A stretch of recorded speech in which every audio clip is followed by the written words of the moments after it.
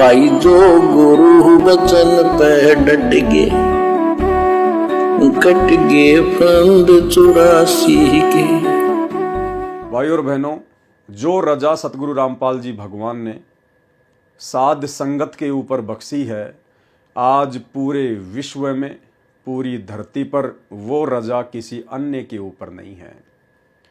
सतगुरु रामपाल जी परमेश्वर जी के करोड़ों की संख्या में फॉलोवर हैं, लेकिन चंद सत्सेवकों को छोड़कर उन करोड़ों के ऊपर वो विशेष रजा मेहर नहीं है जो आप और हमारे ऊपर है। और हमने भी भाई और बहनों परमेश्वर जी की इस अपरंपार मेहर का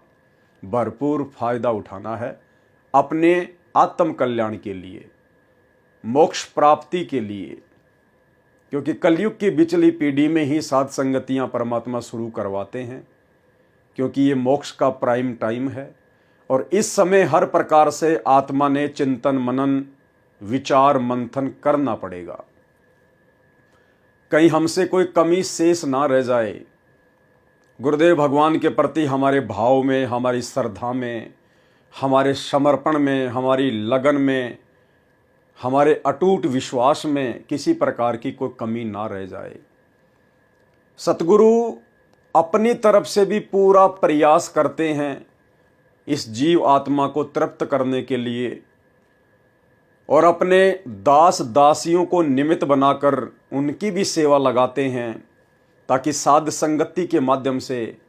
गुरुदेव भगवान के ज्ञान के ऊपर विचार मंथन करके, चिंतन मनन करके ये जीवात्मा अपने आत्म कल्याण के प्रति किसी निष्कर्ष पर पहुंच सके।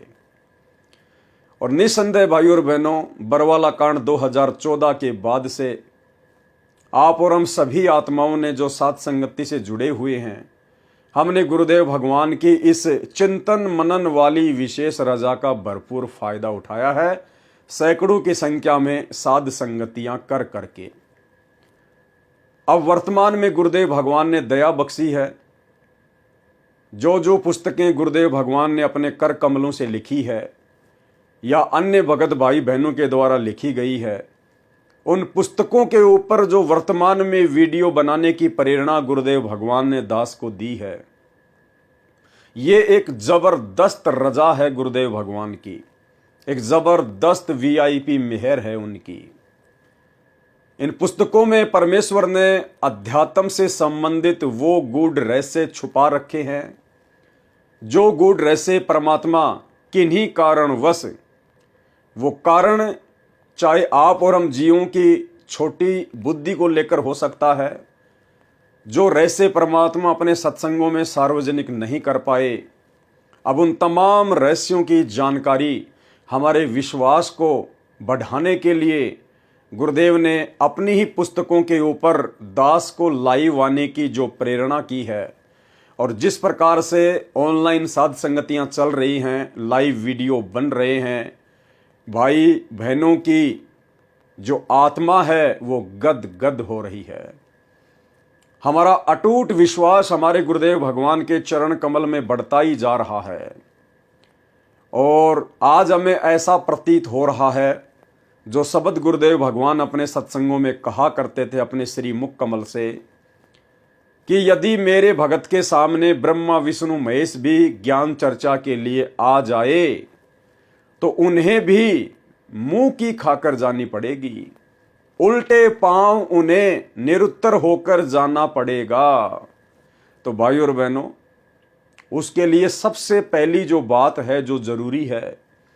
कि सबसे पहले तो हमें परमात्मा की पहचान होनी चाहिए। जब तक हमें भगवान की पहचान नहीं होगी, तब तक तो हम भक्ति पर लग ही नहीं सकते। लग गए तो उस विश्वास और दृढ़ता के साथ हम भक्ति कर ही नहीं सकते। करने भी लग गए तो हम सफल हो ही नहीं सकते। इसलिए अध्यात्म की सबसे पहली जो आवश्यकता है, अध्यात्म को शुरू करने के लिए, भक्ति को शुरू करने के लिए, आत्म कल्याण के लिए, वो है परमात्मा की पहचान। आज निसंदेह सतगुरु रामपाल जी परमेश्वर जी की पूरी संगत को ये तो ज्ञात हो गया कि कबीर भगवान है, कबीर देव ही परमात्मा हैं। लेकिन 90% संगत को वर्तमान समय 2024 तक इस बात का पूरा पूरा ज्ञान नहीं है कि वो कबीर भगवान वर्तमान में कहाँ है। इस बात की जानकारी, इस बात का ज्ञान केवल साध संगति से जुड़े हुए भाई बहनों के ऊपर हुई है। आज हमने सारे प्रमाण देखकर, हर प्रकार से जांच परख कर हम इस निर्णय पर पहुंच चुके हैं कि जिस कबीर के बिना हमारी आत्मा का कल्याण नहीं हो सकता, जिस कबीर का साक्षात्कार हुए बिना हम सतलोक नहीं जा सकते, जिस कबीर की शरण में आए बिना हम अध्यात्म की ऊंचाइयों पर नहीं पहुंच सकते, वो कबीर आज धरती पर 8 सितंबर 1951 से गांव धनाना, जिला सोनीपत, हरियाणा, भारतवर्ष की पावन भूमि पे प्रकट है। और उससे बढ़कर हमारा सौभाग्य कि आज हमें उस परमपिता परमेश्वर कबीर जी की,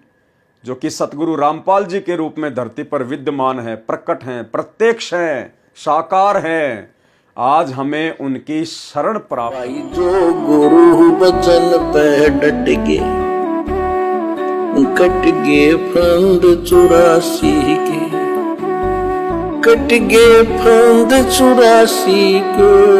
कट गए फंद 84 के।